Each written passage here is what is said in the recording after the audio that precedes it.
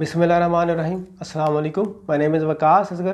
PMA long course में जो thrice failure का ऑप्शन था उसमें कुछ चेंजिंग की गई हैं। इस वीडियो के अंदर हम देखेंगे what is the meaning of thrice failure option और क्या ये दूसरी फोर्सेस हमारे पास जैसे नेवी और एयरफोर्स के साथ लिंक है या सिर्फ टीसीसी और पीएमए के अंदर फेल होने वाले ही अप्लाई नहीं कर सकते, और इसमें थ्राइस फेलियर से क्या मुराद है, क्या इनिशियल रिटन टेस्ट फेल होना है या फिज़िकल या मेडिकल या इंटरव्यू, ये सारी चीज़ें इस वीडियो में हम डिस्कस करेंगे।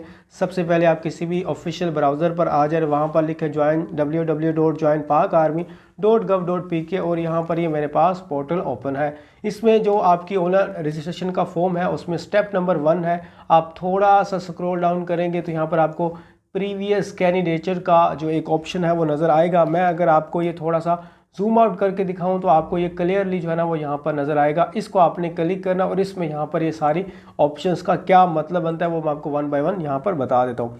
जैसे ही हमारे पास यहाँ पर कुछ ऑप्शन है, सिलेक्ट वन, रिकमेंडेड है, नॉट रिकमेंडेड है, फेल्ड इन इनिशियल एग्जामिनेशन और नेवर अप्लाइड बिफोर, इन सब का मीनिंग क्या है ये हम जानते हैं इस वीडियो के अंदर। मजीद आगे बढ़ने से पहले मैं आपको ये बता दूं कि पीएमए 154 लॉन्ग कोर्स का जिन्होंने फ्री व्हाट्सएप ग्रुप प्रिपरेशन के लिए ज्वाइन करना है उसका लिंक वीडियो की डिस्क्रिप्शन के अंदर अवेलेबल है, वहां से जाके ज्वाइन कर सकते हैं।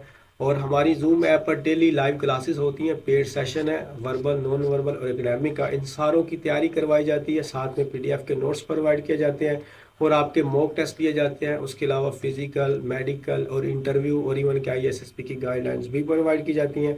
उस सेशन को ज्वाइन करने के लिए आप इस नंबर पर हमसे कांटेक्ट कर सकते हैं। चलते हैं वीडियो में। तो सबसे पहले हमारे पास आ जाता है रिकमेंडेड। रिकमेंडेड का मतलब ये है कि जो आईएसएसबी से रिकमेंड हुए थे लेकिन शॉर्ट लिस्ट वगैरह में नहीं आई या फाइनल मेडिकल में कोई इशू था तो वो यहाँ पर जो है ना वो ये सिलेक्ट करेंगे रिकमेंडेड। अगर नोट रिकमेंड की बात करें तो नोट रिकमेंड हमारे पास वो है जो कि आईएसएसबी देने गए, उन्होंने एक अटैम्प्ट दी लेकिन वहाँ से नोट रिकमेंड हो गए। अब इसको ध्यान से ये भी देखिएगा कि नोट रिकमेंड से मुराद है कि आप आईएसएसबी के अंदर अपेयर हुए, चाहे आर्मी थी चाहे नेवी एयरफोर्स के अंदर, अगर आईएसएसबी में अपेयर हुए हैं तो नोट रिकमेंड हुए तो यहाँ पर सिलेक्ट करना। ये नहीं है कि इनिशियल आपका पास हो गया था लेकिन आईएसएसबी आपकी डेट वगैरह मिली लेकिन किसी वजह से आप जा नहीं सके तो फिर नोट रिकमेंड नहीं है, फिर आपने नोट रिकमेंड यहाँ पर नहीं लगाना। और उसके बाद ये हमारे पास ये थर्ड वन है कि फेल्ड इन इनिशियल एग्जामिनेशन।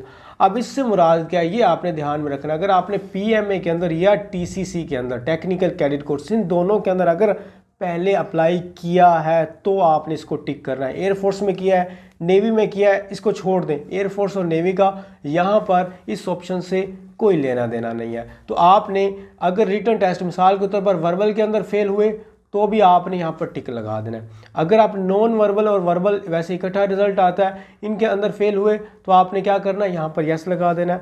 और अगर आप इनमें पास हो गए और एकेडमिक के अंदर फेल हुए तो भी आपने यही सिलेक्ट करना है। अगर आप ये सारा कुछ पास कर गए और फिजिकल के अंदर कहीं फेल हो गए तो भी आपने ये लगाना है। अगर फिजिकल भी पास कर गए, मेडिकल में फेल हो गए तो भी आपने ये लगाना है। और अगर मेडिकल वगैरह पास कर गए, इंटरव्यू वगैरह के अंदर फेल हो गए तो भी आपने ये लगाना है।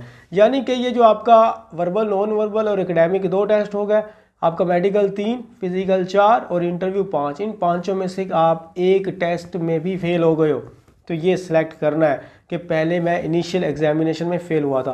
इसके अंदर चेंजिंग क्या आई है, चेंजिंग में ये है कि पहले उन्होंने कहा था कि अगर आप सिर्फ एकेडमिक में या वर्बल, नॉन वर्बल के अंदर फेल हुए तो फेल जो है ना वो आपको गिना जाएगा। बाद में फिर इसमें चेंजिंग की गई कि नहीं, सिर्फ अगर इंटरव्यू में फेल हुए हो तो आपकी अटैम्प्ट ज़ाया होगी या चांस ज़ाया हो गया। अब जो न्यू ऑप्शन अभी आया वो ये है कि अगर आप 5 टेस्टों में से वो जो इनिशियल वाले थे किसी में भी फेल हो गए हो तो आपकी एक अटैम्प्ट गिनी गई। और एक अटैम्प्ट से मुराद ये है कि टोटल 3 अटैम्प्ट होती है तो अब आपके पास कितनी बची हैं, 2। अगर यहाँ पर टीसीसी भी है तो भी आपकी अटैम्प्ट इसी, अगर टीसीसी टेक्निकल कैडेट कोर्स में भी आप फेल हुए तो भी अटैम्प्ट एक ज़ाया होगी।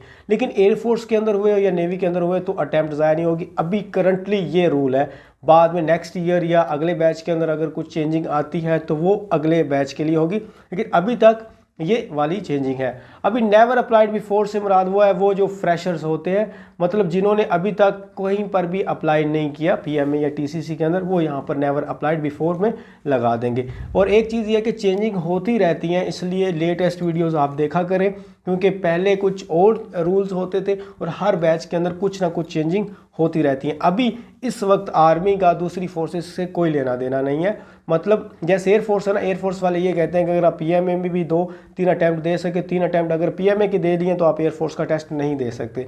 लेकिन आर्मी ये कहती है कि अगर आप एयरफोर्स का दे चुके हो या नेवी का दे चुके हो तो हमारा उनसे अलग 3 है।